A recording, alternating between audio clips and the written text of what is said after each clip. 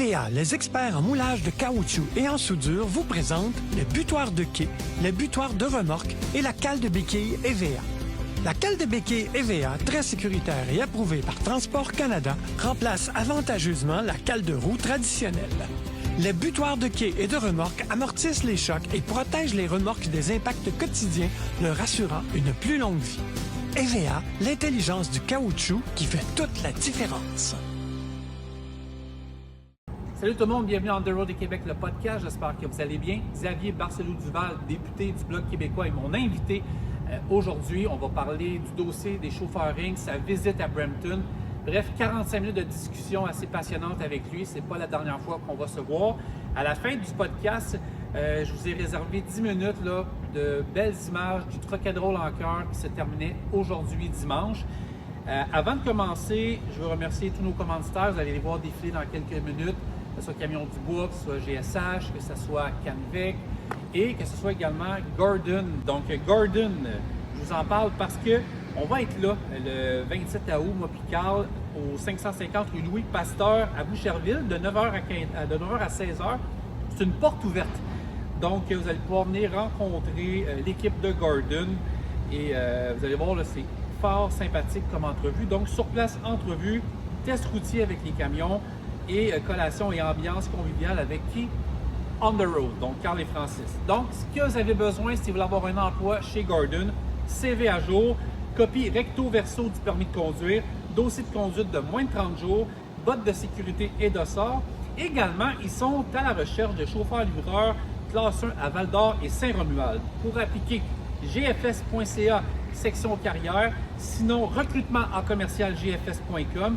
Quelques jours encore et on vous attend le 27 août, de 9h à 16h. Et puis, venez nous dire bonjour, ça va nous faire plaisir. Je répète l'adresse, 550 rue Louis Pasteur à Boucherville, chez Service alimentaire Gordon. Je veux aussi vous inviter, le 19 septembre prochain, c'est notre premier salon de l'emploi de l'automne. C'est le 19 septembre à Trois-Rivières et au Travel Lodge sur G&H Cougar. De 9h à 15h, on a une quinzaine d'entreprises qui vont être sur place. C'est un micro-salon comme on fait à Sherbrooke, à d'autres places, donc un plus petit salon. Venez rencontrer les employeurs de la région. Ils ont des postes pour vous de chauffeurs d'autobus, de camionneurs, mécaniciens, des postes administratifs. Bref, c'est le salon de l'emploi du transport routier. Il reste un petit peu de place pour des kiosques. Faites vite si vous êtes employeur. 514-602-7472. Et le 8 août, moi et Carl, on sera maintenant en direct du lundi au jeudi de 9h le matin à 10h sur On the Road et Québec sur les plateformes de streaming. On reprend notre émission également les mardis soirs de 21h à 23h dès le 8 septembre et également à la radio de CJMD 96.9 à Lévis. Donc, c'est une belle saison qui commence. Puis on vous remercie d'être là de plus en plus nombreux. Merci aussi le site web. Il y a une croissance exceptionnelle dans le dernier mois. Donc, je vous dirais que grâce à vous, on est sur une bonne étoile, puis ça va bien. Donc, bon podcast, puis merci d'être là. Casino Days a été fondé en 2020 et opère dans plusieurs pays et détient 2 licences d'opération, dont une au Canada. Casino Days a des milliers de jeux, incluant les plus récentes machines à sous et plus d'une centaine de jeux de table en direct avec des vrais croupiers. Mais le plus important pour Casino Days, ce sont ses clients. Et c'est pas mon opinion, c'est celle des clients. Une preuve, Casino Days a 4.4 étoiles sur 5 sur le site très réputé Trustpilot, avec plus de 1500 avis. N'oubliez pas que le jeu en ligne, c'est pour le fun. Soyez donc responsables. Bon podcast tout le monde, bienvenue à cette édition du dimanche. Merci à GSH Mac Volvo d'être commanditaire de ce podcast, n'est-ce pas? Plaisir, merci à toute la gang. C'est vraiment apprécié ce que vous faites pour nous autres. Merci. Regardez ça. Il est-tu beau? Il est parfait. Non, le troc. Jason, avec ton frère Michael, vous étiez petit cul, on va le dire. Là. Vous avez vu ça grandir. Vous faisiez quoi, jeune, ici? On a fait pas mal tout. On a ramassé la scrap dans la cour, on a ramassé les cochonneries pour nettoyer, que ça soit propre. On a travaillé dans pas mal tous les départements. Mais tu sais, il y a été un temps que mon frère, lui, avait continué ses études universitaires. Mais moi, j'avais continué à faire plusieurs départements dans la compagnie pour apprendre ce que c'était. On offre ce service-là. Puis en fait, moi, mon moteur saute sur mon truck, je m'en viens ici, je t'appelle. Hey, ça me prend telle sorte de moteur. Toi, c'est un clé en main. C'est ça. Ben, c'est un service qu'on offre. Il y en a qui veulent aussi le faire installer eux-mêmes. Ouais. Mais nous, le client, il arrive, il dit, moi, je veux pas me casser la tête avec ça. Il amène ça, on enlève les moteurs, on installe le nouveau moteur dedans. La même chose pour les transitions différentielles. Puis on offre aussi le service qu'on répare le moteur du client dans le truck. Ici, on voit, là, c'est un camion neuf avec un équipement neuf. On peut prendre un camion usagé et mettre c'est toujours des équipements neufs, là. Ah, OK. C'est juste ça qui fait la différence. Puis, c'est quand même bien. J'ai une capacité de 35 000 livres pour lever puis 80 000 livres pour tirer. Mettons que le bris est trop majeur ou c'est une grosse job, dans ce temps-là, c'est moi qui vais la chercher. Je l'emmène puis elle répare au garage. Là, je vais descendre mon attelage, je vais la piner, la vérifier, je mets ses drapeaux en arrière, puis après ça, on repart avec. Faut que j'arrête au client, fasse signer les papiers après. Nous sommes de retour au podcast de On the Road de Québec. Comme on a dit dans la présentation, je suis avec le député du Bloc québécois, Xavier Barcelou-Duval. Xavier, merci d'être là. Très content de te recevoir. Ça fait plaisir. Enfin, on se rencontre en personne. On se parle au téléphone, mais on ne s'était pas encore rencontrés, je pense. Non, il faut croire qu'on était dû, là. Et voilà, c'est en plein ça.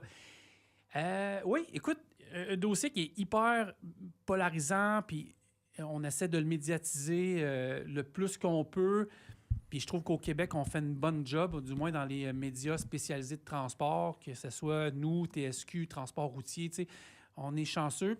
Ce serait le fun qu'en Ontario, ça soit aussi fort, là.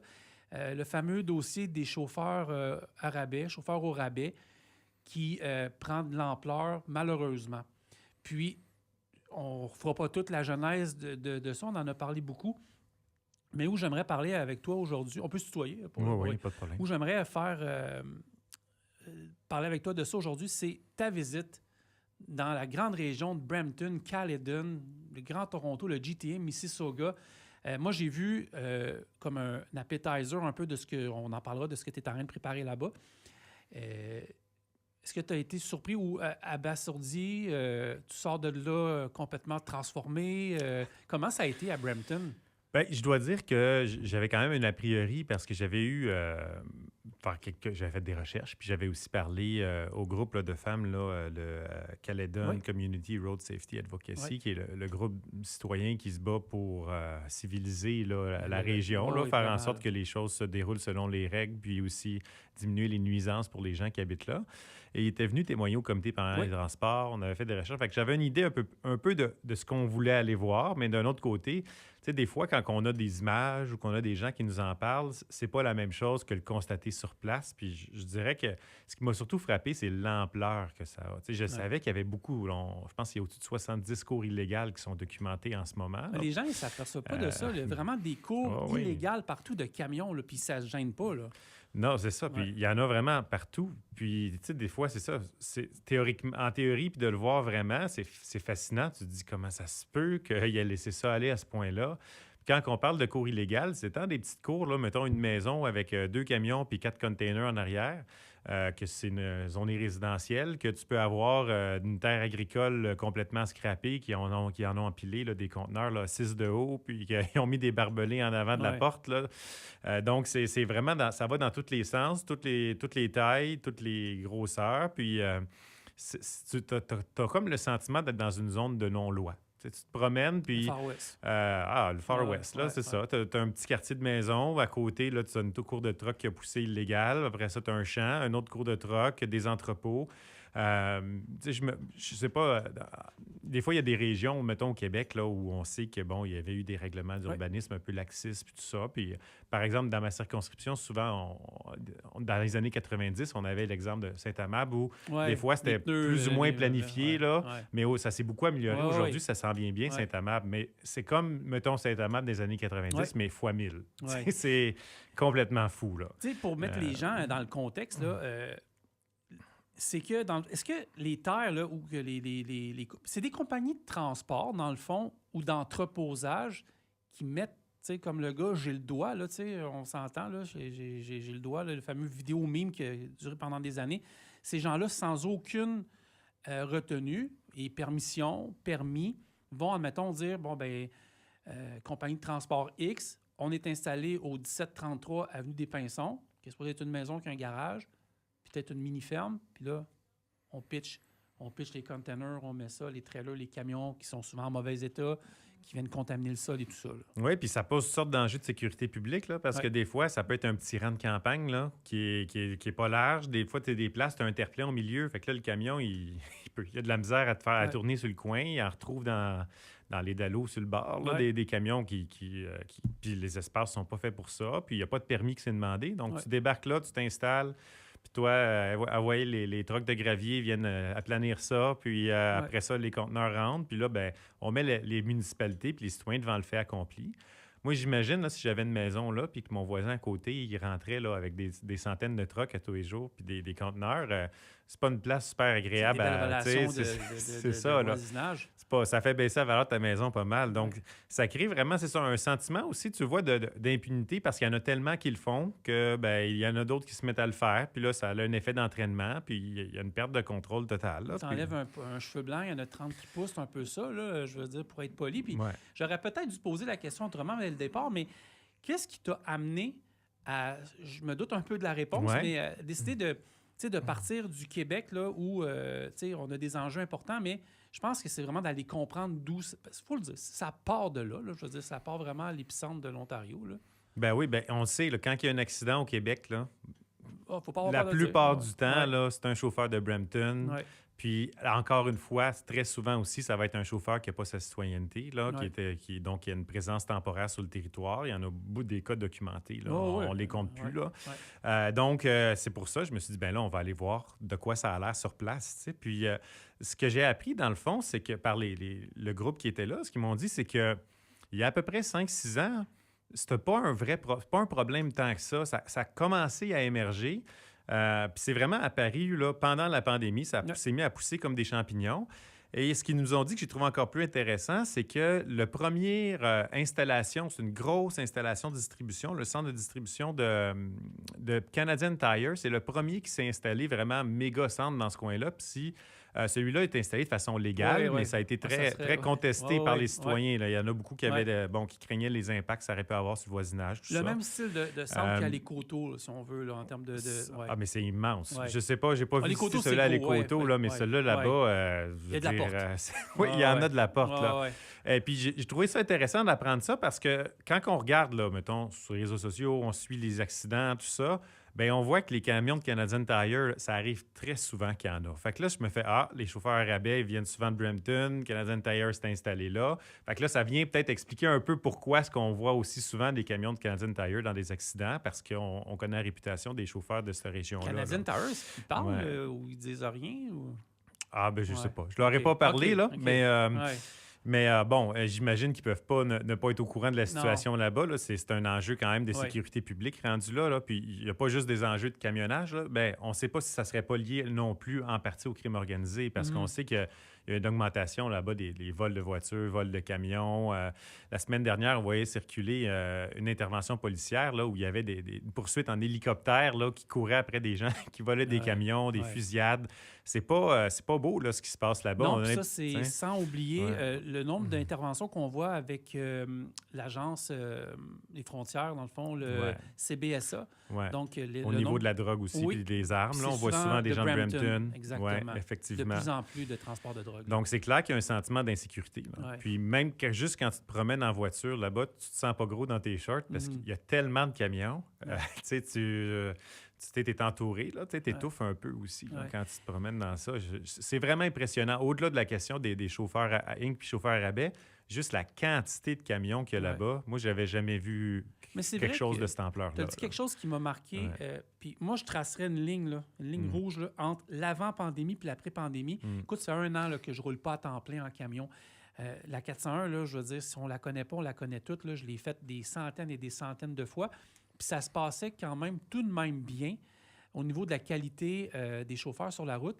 Mais effectivement, il s'est passé quelque chose, peut-être genre, exemple, le 17 septembre 2023 à 17h15. Il est arrivé quelque chose où tout a changé du jour au lendemain. Le paysage du camionnage, c'est complètement, je vais peut-être radicaliser le mot, peut-être fort un peu, mais c'est complètement éteint. C'est peut-être le mot que j'ai. Parce qu'il y a beaucoup de gens, puis tu as dû le constater, là, de comment il y a des gens qui sont fiers de leur métier ici au Québec, puis même en Ontario, là, je veux dire, il y a des familles, des compagnies de transport qui malheureusement ferment à cause de la compétition déloyale. Mais moi, être les deux dames, pour vrai, à Caledon, là, je leur lève mon chapeau parce que on parlait tantôt de crime organisé. Dénoncer comme ça doit être épeurant des fois aussi, là.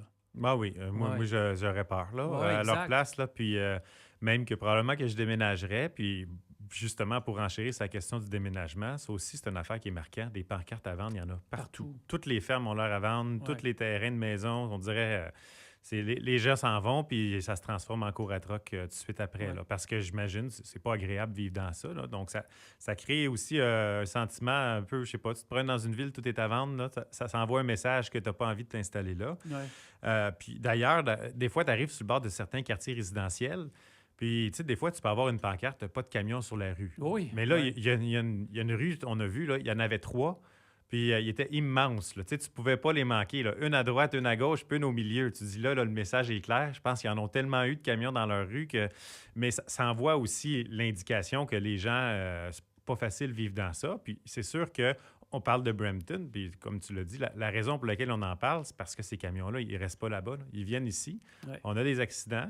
Puis ça vient aussi, veut pas, là, eux autres, quand tu t'installes sur des cours, dans des terrains comme ça, une terre agricole, ça n'a pas la valeur d'un terrain industriel. Ils ne payent pas ça le même prix. Donc, ils ont un avantage commercial important, puis ils ne payent pas tous les frais, tous les permis. Donc, ça vient remplacer aussi nos entreprises d'ici qui perdent des contrats, puis fragiliser les conditions de travail des gens d'ici. Donc, il faut le dire, puis il faut le dénoncer. Parce que dans le fond, présentement, on paie la facture pour un problème. On va dire ça comme ça. On paie la facture, on paie la note au Québec pour un problème ontarien, là. Vraiment, là. C'est ça. Oui, puis là-bas, tu constates que, puis on en discutait avec les gens, tu sais, c'est une situation qui est documentée à Caledon. La ville fait un petit peu de démarches, ils font des démarches juridiques, tout ça, mais ils vivent la même chose à Brampton, ils vivent la même chose dans la ville voisine, là, à Vaughan. Puis, sauf qu'il n'y a pas de groupe de citoyens mobilisés dans les deux autres places. Puis, ce qui arrive souvent, fait que les autorités, bien, des fois, ils vont poursuivre en cours, mais des fois aussi, ils vont leur donner un permis temporaire ou vont faire des arrangements hors cours. Puis, ils vont dire, bon, bien, ils vont abandonner un peu parce que c'est trop difficile de se battre aussi en cours, ça coûte cher. Puis, on pourrait même aller jusqu'à dire qu'il y en a certains qui semble pas mal proche du milieu du camionnage. Là. Par exemple, quand je dis milieu du camionnage, celui de Brampton, là, le cas de Patrick Brown, par exemple, on a trouvé des photos de lui avec dans la maison du propriétaire de HGC, Harman Group, où il préparait sa campagne électorale. Puis quand on a dénoncé des actions, par exemple la situation des chauffeurs à rabais, les chauffeurs ring, tout ça au Parlement, bien, on a reçu plusieurs fois des résolutions du conseil de ville de Brampton qui prenaient exactement les mêmes positions que CTOA, qui est le lobby des chauffeurs à rabais. Fait qu'on voit qu'il y a des liens assez étroits là, entre ces groupes-là. Puis même le maire de Brampton. Puis moi, je trouve ça intéressant de constater ça parce que le maire de Brampton, là, au Québec, il vient nous faire la leçon. Là, il a pris des taxes de ses propres citoyens pour contester la loi 21. Et puis finalement, bien, il ne s'occupe pas pendant ce temps-là de faire le ménage chez eux parce que peut-être qu'il y a des intérêts, que ce soit financiers ou partisans, dans son secteur à lui. En tout cas, ça, c'est bon que les gens le sachent aussi. Mais là. quel mystère, pour vrai, Xavier, la CTOA. C'est pour moi là, mystérieux dans le sens que moi, j'ai comme les épaules m'ont tombé quand j'ai vu Doug Ford, le premier ministre de l'Ontario, en hoodie, les bras dans les airs dans un souper spaghetti avec la CTOA. J'ai dit, OK, je pense qu'ils sont conscients de ce qui se passe puis qu'ils feront rien. Là. Mais je pense qu'en Ontario, c'est pas encore devenu toxique. La question des chauffeurs Inc., s'associer à cette organisation-là qui en fait la promotion. Au Québec, c'est un peu différent. Là. Je pense que ça a été beaucoup médiatisé, mais en Ontario, il y a eu le reportage de Marketplace il y a un an à peu près. On a eu une série dans le Globe and Mail au printemps, puis là, cet été, il y a eu Global. Il y a des petits morceaux par-ci, par-là, mais il n'y a pas le même matraquage qu'il y a ici, justement, pour dénoncer la situation. Puis il y a aussi, on ne se le cachera pas, là, il peut y avoir des intérêts partisans qui entrent en ligne de compte. Là, en Ontario, je veux dire, c'est pas la même réalité qu'ici. Donc, ça doit jouer aussi. Oui, parce que effectivement, je pense que tu apportes un bon point parce qu'en Ontario, on est dedans. Fait que je pense que quand tu vois ça, tu ne bouges pas. Mais j'ai l'impression qu'au final, là, on va se reparler, mettons, dans un an ou deux, ça a l'air d'être vraiment une question de gros fric. Là. C'est de l'argent qui rentre dans cette province-là. Mais en même temps, au détriment de la sécurité de toute la population. Mettons qu'on dit canadienne, mais là, nous, on est au Québec. On a vu des accidents. Je pense que tu connais très bien Claudia Boucher, Mélanie Séguin, Nathalie Poulain. On pourrait en nommer un paquet d'autres. Ces femmes-là ont vécu tous à leur façon des drames différents, soit que des blessures graves ou des décès. Absolument.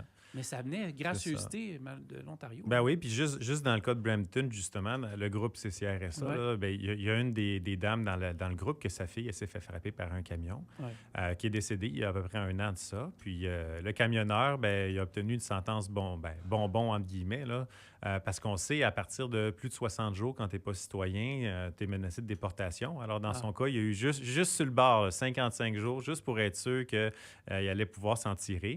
Mais la famille, eux autres, ben, ils ont perdu leur fille. Là. Est-ce que, quand tu as rencontré les dames à Caledon, est-ce qu'ils t'ont parlé, les villes, c'est-tu qu'ils n'ont aucune ressource, ils ont baissé les bras, ils ne peuvent plus rien faire, c'est trop cancéreux?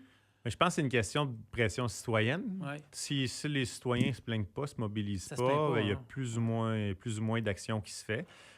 Mais moi, je pense une situation comme ça, ça existe. Je pense pas que ça existe au Québec. Là. S'il y a des cours illégaux au Québec, il y en a peut-être, mais c'est pas... Mais là, ça me fait peur. à ce point-là. Là. Puis c'est ça qui est épeurant, effectivement, c'est qu'on ne veut pas que ça se ramasse comme ça au Québec éventuellement. Puis qu'on arrive justement que ces méthodes d'affaires-là se répandent ici.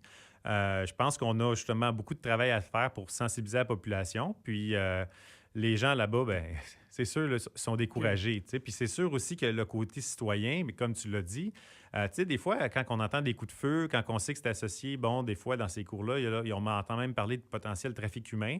Ça fait réfléchir. Ça peut faire peur à des citoyens de s'impliquer puis de mettre leur visage aussi là, public. Là. Ouais. Écoute, moi, au côté... Puis ça tombe bien, je veux dire, tu sièges en chambre à Ottawa, mais je ne veux pas oublier rien par rapport à Brampton, mais je veux continuer.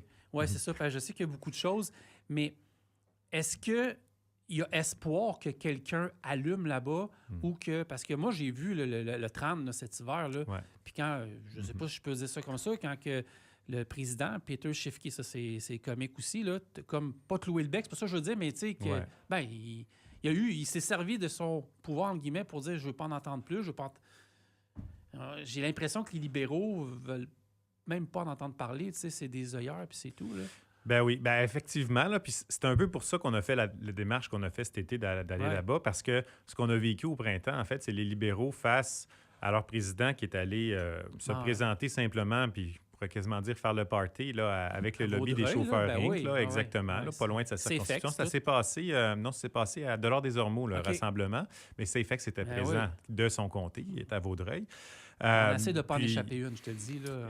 Puis face à ça, nous, on l'a interpellé, on a voulu le questionner, puis pour nous empêcher justement de demander des comptes, carrément, ils ont fermé le comité. On a mis le comité pendant les transports à huis clos. On m'a empêché de parler de la question.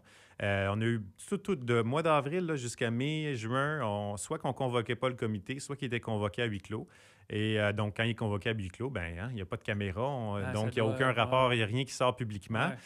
Donc, pas de moyen de demander des comptes là-dessus. Puis moi, on a vu là, les libéraux, ce qu'ils ont fait, c'est qu'ils ont joué l'horloge. Ils se sont dit, on va étirer ça jusqu'à la fin juin, là, quand le Parlement va fermer. Puis pendant l'été, le dossier va mourir, puis on n'en parlera plus. Puis à l'automne, on va être rendu ailleurs. Donc, moi, une des raisons pour lesquelles je fais cette démarche-là aussi, c'est s'assurer que ça ne meurt pas parce que c'est pas réglé. Puis tant que c'est pas réglé, il faut qu'on continue à se battre. Puis ce qui me réjouit quand même, c'est que cet été, il y a eu des articles, il y a eu la série d'articles dans la presse sur lesquels on a travaillé, je ne le cacherai pas. Percutant, sur le manque de ressources, puis à quel point les fonctionnaires fédéraux sont débordés, ils n'y arrivent pas, puis qu'il y a des milliers de plaintes en attente qui sont non traitées. Donc, ça prend des ressources de plus. Là, quand ils nous disent qu'ils font leur bout, là, c'est pas vrai. Là. Le Code canadien du travail, ils le font pas appliquer. Puis la même chose, là, il y a eu d'autres articles avec TVA, puis Journal de Montréal. Donc, ça me réjouit de voir qu'il y a eu ça. Puis moi, je me dis, moi aussi, je voulais continuer dans cette tracée-là. Donc, en allant là-bas, permettait aussi de jeter un éclairage, de partager ça au public, de prendre des images de ça, comme le clip qu'on a mis sur les réseaux sociaux. Là, en 24 heures, il y a au-dessus de 100 000 personnes qui l'ont vu. C'est énorme. C'est beaucoup. Là. Non seulement c'est énorme, mais c'est percutant parce que je suis persuadé, parce que dans le fond, il y a une démarche derrière tout ça, là, on va en parler, mais c'est peu là, ce qu'on a vu en termes d'images, mais il y avait déjà quelqu'un au téléphone, puis je les vois. On est resté là une demi-journée, là, prendre des images, là, puis c'est ça, juste par hasard, le gars, il sortait de la cour, là. Il sort de la cour, il est sur son téléphone pendant qu'il avance. Je me dis, il me semble, des fois, c'est pas excusable, on devrait jamais sur notre téléphone, mais des fois, tu peux en voir qui sont en ligne droite ou sur un stop ou sur une lumière rouge. Tu je sais pas si ça m'est pas déjà arrivé. C'est pas une situation... en ligne droite, ça peut être dangereux quand même, là. Ouais. Mais là, il était vraiment en train de rouler, il sortait de la cour. Quand tu sors de la cour, c'est là que tu regardes à gauche, à droite, y a-tu quelqu'un? Il y a de l'action qui se passe, tu es en mouvement, puis donc, je trouvais ça fascinant. Ouais. Surtout que la compagnie, justement, c'est un chauffeur je pense, il sortait de la cour de Air et Ocean Land, qui est justement, des membres de CTOA, là, qui opère une cour illégale, entre autres. Donc, tu sais, tout ensemble était réunis, là. La recette... c'est... Ouais. On va faire une pause, une seconde, si tu me permets, puis on va revenir tout de suite.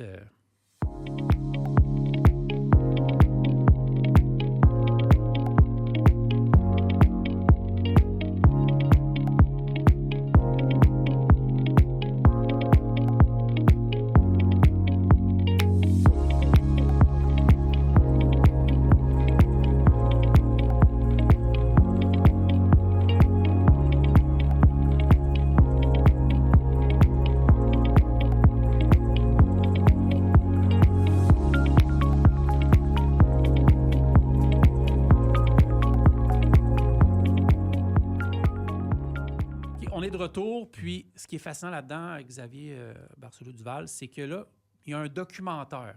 Je n'osais pas rien dire depuis un bout, là.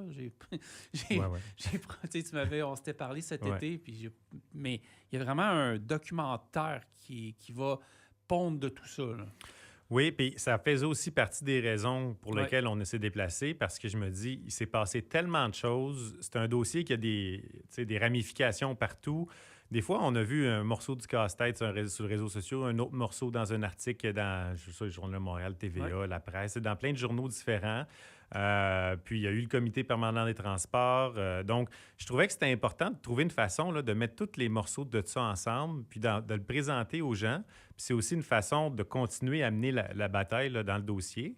Et une des raisons pour lesquelles je suis allé à Brampton, c'est justement pour avoir des images. Parce que des fois, avoir un article de journal ou avoir, par exemple, des gens qui témoignent dans un comité parlementaire, c'est quand même pas des images de camions puis de courses sur le terrain. Puis je savais qu'en allant là-bas, c'est sûr qu'on allait attraper des affaires. Les images sur Shuffle Stock qui ne sont pas bonnes. C'est ça. Donc, l'idée, c'est vraiment, c'est sûr, c'est pas un documentaire là, Hollywood, là, on n'a pas ces moyens-là. Mais l'idée, c'est justement de mettre toutes les pièces ensemble pour présenter un portrait complet de la situation, puis aussi en reprenant en bonne partie les éléments de la conférence que j'avais présentée là, au printemps. Donc, moi, je pense que ça va cogner fort. Puis là, on n'a pas de date spécifique de sortie encore. Là, on vise l'automne, peut-être en septembre, mais on n'a pas encore notamment tout terminé. Mais ça avance bien. Avec la campagne électorale québécoise, d'arriver avec ça, ça peut... Parce que là, j'ai vu Paul Saint-Pierre Plamondon et j'ai trouvé ça intéressant. C'est... je pense que le PCQ qui en ont parlé un peu, mais c'est le seul qui s'est vraiment mouillé dernièrement, Paul Saint-Pierre Plamondon, avec le dossier des chauffeurs rabais. Là.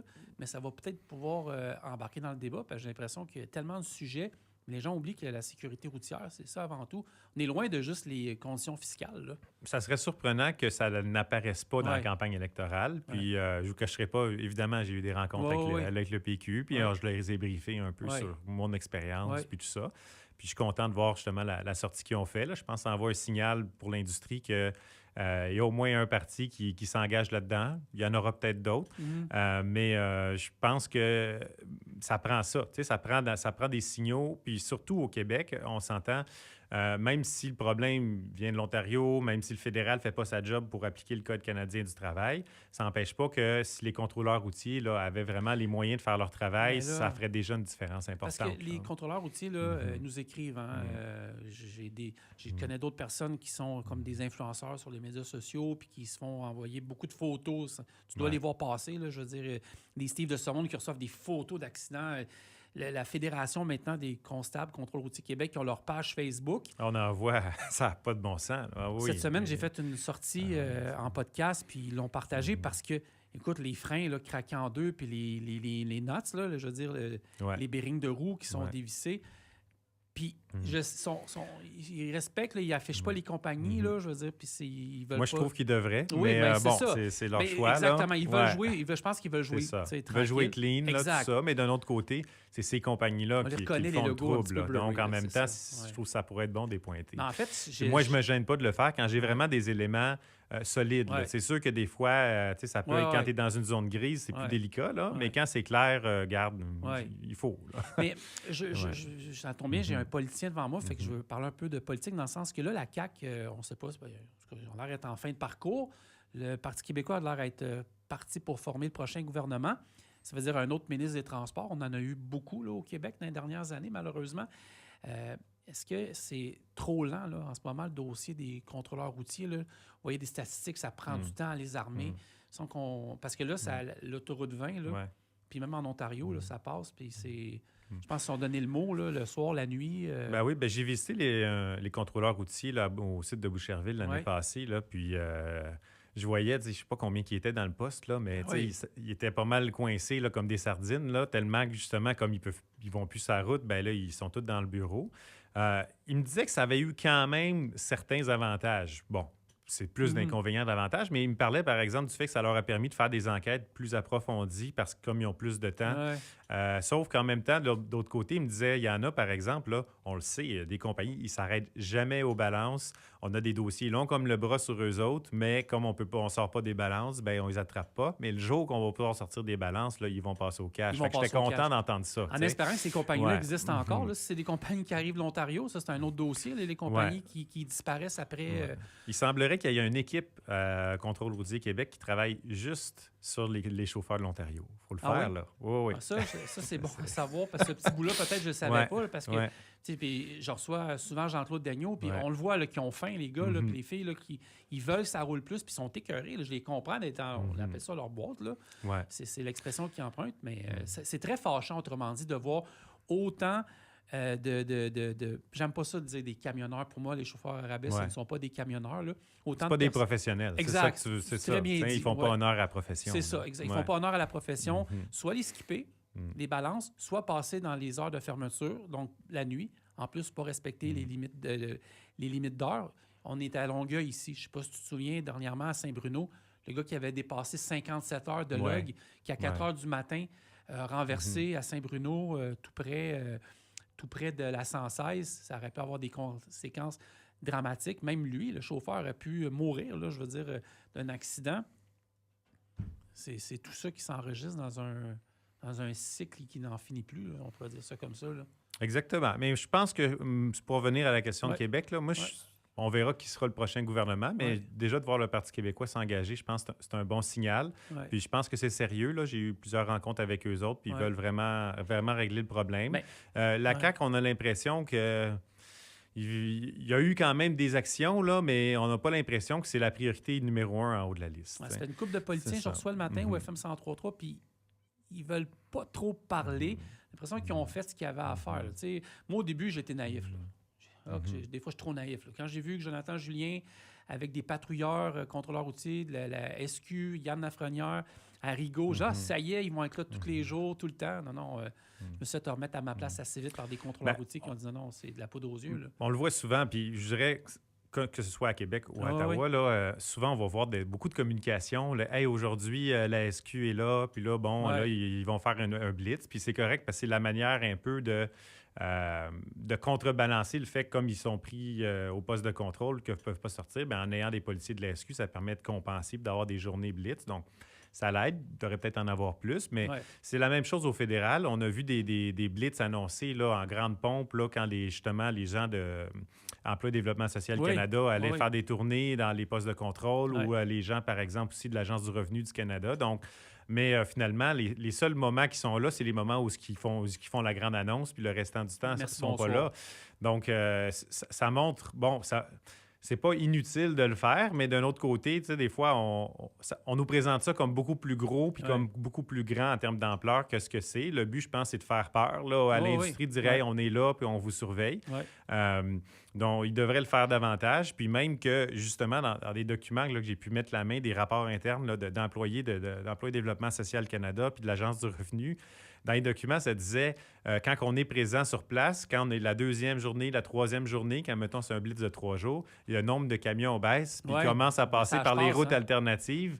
Puis pire que ça, quand ils se font arrêter, ils demandent aux camionneurs de tourner la caméra vers la personne qui les interviewe pour pouvoir prendre en note toutes les questions. Puis ils leur demandent de répondre des fausses réponses parce qu'ils voyaient que tous les camionneurs commençaient à répondre les mêmes affaires. Puis là, il disait, êtes-vous employé ou êtes-vous Inc? Puis là, il disait, non, je suis employé. Mais quand il posait les autres questions, ça ne fitait pas avec le statut d'employé. Donc, on voyait qu'ils briefaient aussi leur personnel pour répondre aux gens qui les interceptaient, là, puis en plus des filmer. Donc, c'est fou comment tu vois qu'il y a un jeu de chat et à la souris là, dans J'ai 2-3 dernières questions. Puis je te remercie beaucoup de t'être déplacé au podcast. C'est très apprécié. Beaucoup de gens posent souvent la question, puis des fois, je ne sais pas comment répondre à ça. Quelles sont les actions différentes, parce que le transport est fédéral, quelles sont les actions différentes qui peuvent être faites au fédéral qu'au provincial, qui ont un enjeu important comme au Québec ici, là? Bien, au fédéral, une des premières choses qu'on a fait, on avait fait une liste de 10 demandes. Là. Aujourd'hui, elle pourrait être plus longue. Elle pourrait être plus longue que ça, mais après les auditions au comité de transport, on ajouterait peut-être 12, 13, 14, 15. Mais quand même, une des premières choses qu'on avait demandé, c'est d'interdire que les travailleurs, les gens qui sont non-citoyens, qui conduisent des camions, puissent s'incorporer parce qu'ils ne connaissent pas les lois, ne connaissent pas les règles, se font mettre dans des camions. Puis là, ils pensent que c'est la façon de faire ici. Puis finalement, ils se font avoir. Là. On les envoie directement dans la gueule du loup. De vérifier aussi les compagnies au niveau fédéral avant de leur donner des permis de travailleurs étrangers temporaires. T'sais, si tu envoies dans une compagnie que tu sais que c'est déjà des chauffeurs Inc. ou si tu sais que la compagnie, elle accumule les constats d'infraction, ça n'a pas d'allure de leur donner des travailleurs étrangers. Tu sais que tu les envoies dans la gueule du loup. Donc ça aussi, il peut y avoir des vérifications en amont qui sont faites plutôt que de le faire en rétroactivement, puis qu'après, finalement, ils continuent dans la même veine puis qu'ils ne payent pas les amendes, parce que ça aussi, de publier les noms. Parce qu'en ce moment, on ne publie pas tous les noms. Il y a certaines infractions qui sont publiques, puis des fois, ils leur donnent bien des chances. Là. Il y a beaucoup...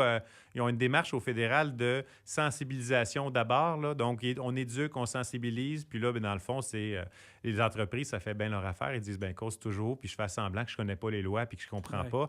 Puis là, ça prend... Il y a une escalade là, de moyens, mais l'escalade est trop lente. Là. Puis là, ça fait des années qu'on vit ça. Donc, ils jouent aux innocents.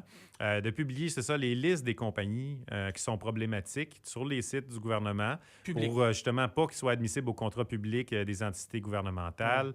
Améliorer le partage de données entre le provincial, le fédéral ou même les différents ministères fédéraux pour que justement, il y ait l'information de quelle compagnie a des pratiques frauduleuses, quelle compagnie ne paye pas ses cotisations à la CSST, etc., quelle compagnie a des cours illégales. S'il y avait vraiment un partage de données, là, ça permettrait de les identifier et de les attraper beaucoup plus rapidement.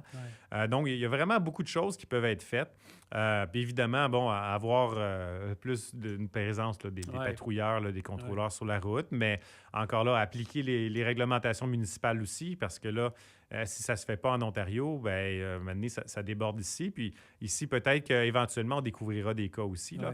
Donc, ça, c'est pas exclu. Donc, je pense qu'il y a un travail qui peut se faire à tous les paliers, mais on voit que ce qui peut être fait, parce que souvent, quand on interpelle M. Stephen McKinnon à Ottawa, il dit non, nous, on a tout réglé avec le T4A. Oui. Mais on sait tous que c'est de la frime. Là. Il y en a qui veulent se faire des T-shirts du donc, T4A. Puis il dit, il y a peut-être d'autres choses à régler, mais s'il y a d'autres choses à régler, c'est pas fédéral, c'est dans le cours des provinces. Encore là, c'est complètement... Ils nous mènent en bateau. Et ils ont essayé de nous faire croire ça au printemps passé, là, à l'automne passé, en fait, quand ils ont fait l'annonce. Ils se sont pétés les bretelles, tout ça. Puis c'est correct. C'est un geste qui va sûrement aider, puis qui a sémé la panique là, du côté des compagnies qui sont pas legit. Mais c'est clairement pas assez. Donc, ils peuvent en faire beaucoup plus que ce qu'ils en font en ce moment. Et malheureusement, ils essayent de se défiler. Puis, justement, le fait qu'ils aient joué l'horloge pendant tout le printemps puis pendant cet été, ça monte là, la mauvaise foi. Fait que là, nous, on revient à la charge cet automne avec ça. Puis, dans les prochains mois, parce que le combat, il est loin d'être gagné, fait qu'on continue. Est-ce que c'est plus important de mettre l'aspect sur tout ce qui est l'aspect fiscalité, comme on parlait, ou l'aspect sécurité? Vraiment, parce que moi, je considère que des fois, je comprends les compagnies de transport au Québec se battent pour l'aspect fiscalité. C'est leur survie qui est en jeu. Mais on devrait-tu parler un peu plus de sécurité, des dangers qui sont sur nos routes? Là? Non, ben absolument. Les deux sont importants. Ouais. Je pense que si on ne veut pas À non deux plus niveaux, avoir un peut-être. Ouais. système où les gens ne payent plus leurs taxes, leurs impôts, puis que l'État Ouais. s'effondre, puis on ne peut plus se Oh, payer ouais. nos services publics, puis qu'il y a des joueurs, justement, qui sont récompensés parce qu'ils ne respectent pas les lois. Mais on sait que ce qui vient toucher les citoyens, là, en premier, c'est toujours la question de la sécurité. Là. Ouais. Quand tu as un enfant qui décède, quand tu as ton frère, ta soeur, ton père, ça, tu ne veux pas vivre ça. Puis le sentiment d'insécurité sur la route, ben Ouais. c'est clair qu'il vient de là, il vient Ouais. des accidents. Dernière question, OK? Puis si j'ai oublié quelque chose, n'hésite pas, dis-moi-les.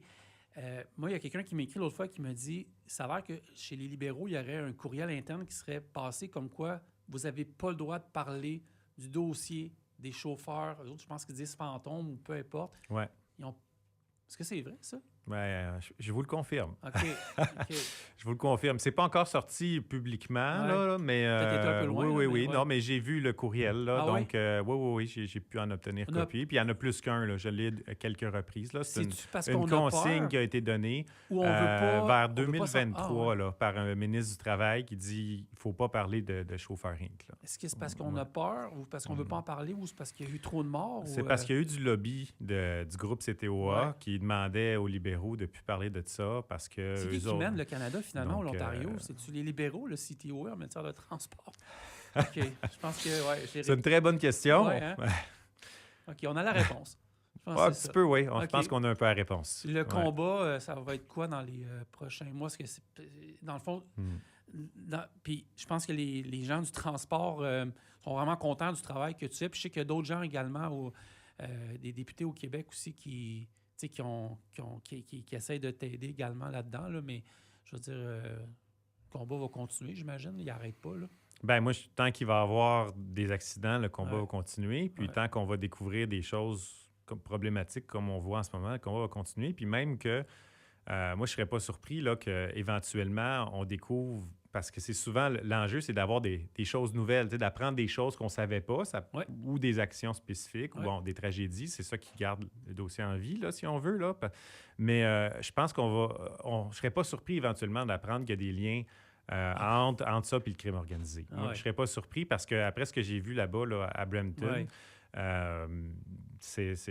donc ça, éventuellement, c'est quand même quelque chose. Puis même, on ne sait pas, là, parce qu'on entend parler là, qu'il y a le fameux groupe, là, il y a un groupe mafieux là, qui vient de l'Inde, qui s'est Ouais. infiltré au Canada dans Ouais. la drogue, puis bon, l'extorsion, tout ça, qui se serait infiltré, entre autres, via des permis d'étudiants. Il y avait un reportage de Global News là-dessus cet été, qui utiliserait, entre autres, l'industrie du camionnage. Donc, éventuellement, je suis persuadé qu'on va avoir des révélations là-dessus, puis on va en découvrir davantage. J'avais une dernière question encore. Elle m'était sortie de la tête, elle est revenue. Aux États-Unis, le sénateur Sean Duffy, c'est le secrétaire au transport Sean Duffy, eux, ils ont fessé dans le tas avec les gens qui ne parlent pas anglais. Ils en retirent de la route. Les chiffres, on ne sait jamais que l'administration Trump, si les chiffres sont... D'où viennent les chiffres? Mais est-ce qu'on devrait commencer à faire des tests de français et anglais? Du moins, peut-être ici, pour voir ce qu'on peut faire. Là. C'est fascinant quand même, ça, hein, parce que moi, j'ai appris qu'ici, ce n'est même pas obligatoire Non. de parler français ou anglais pour chauffer des camions. Hein? Anglais aussi? C'est-à-dire Français, ça que m'insultait, mais l'examen, anglais- là, tu peux le passer en français ou en anglais. Ouais. Fait implicitement, ça dit que tu devrais parler en Ouais. français ou en anglais parce qu'il n'est pas disponible en punjabi Non. ou en arabe ou en d'autres Ouais. langues. Là. Mais si tu es bien préparé là, par quelqu'un qui t'a expliqué Ouais. ou même que tu as des écouteurs ou que Oh, on des l'a fois on tout sait vu. qu'il y a de la Ouais. fraude des fois, Ouais. là, si tu t'organises puis que tu arrives à passer ton permis malgré tout, après, il n'y a rien qui oblige. Puis j'ai même tombé sur un cas de la compagnie Safex qui était documenté au tribunal administratif du travail. Là. Le gars, il y avait eu un accident aux États-Unis, puis il a fait un recours, tout ça, et il avait besoin d'un interprète au tribunal administratif du travail. Puis là, je me suis informé. Au tribunal administratif du travail, est-ce qu'il donne les services en français puis en anglais? Puis la réponse, c'est oui. Donc, s'il avait besoin d'un interprète, c'est parce qu'il parlait ni français ni anglais. Donc, quand tu as des messages là, à la radio, sur la route, qui disent « faites attention à ci, faites attention à ça », des fois, c'est des signes, là, Ouais. mais ça n'empêche pas que dans des situations d'urgence ou même quotidiennes, là, tu devrais être capable de t'exprimer en français ou en anglais. C'est absolument inconcevable qu'on ait des gens qui conduisent des camions sur la route qui ne parlent pas ni français ni anglais. Ça veut dire que s'ils se font interpeller Ouais. par la police, puis ils nous le disent, entre autres les contrôleurs routiers, ils disent « Ces dossiers-là sont vraiment compliqués parce que justement, quand tu parles au chauffeur, ben, s'ils ne parlent pas français puis anglais, c'est dur d'obtenir de l'information. Donc, et comme ils n'ont pas d'obligation de parler français ou anglais, ben, ils ne peuvent pas les arrêter pour ça. Donc, on a besoin d'un resserrement là-dessus, ça, c'est clair. Là. Xavier Barcelou-Duval, le député du Bloc québécois, patriote Verchères. Oui, Pierre Boucher, les Patriotes Verchères. Je savais qu'il manquait quelqu'un. Merci beaucoup d'être venu à On the Road Québec. Puis c'est quelque chose, là, j'ai un bon numéro la prochaine fois, là, mais on peut se parler en tout temps. Puis tu es toujours la bienvenue au micro ici pour continuer le dossier. Là. Bien, avec plaisir. Merci.